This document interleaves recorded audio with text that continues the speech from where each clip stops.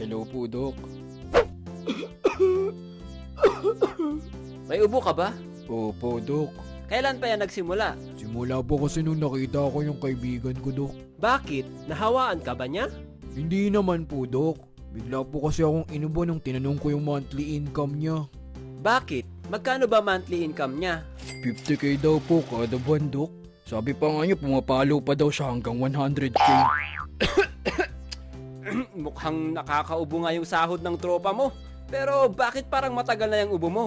Sigurado ka bang dahil lang doon ganyan nakalala yung ubo mo? Lumala po yung ubo ko nung nalaman kong nagtitinda lang pala siya ng fishball at kikiam sa palengke. Baka marami siyang pwesto kaya ganun kalaki ang kinikita niya. Dapat nga maging masaya ka sa tropa mo, di ba? Hindi po, Dok.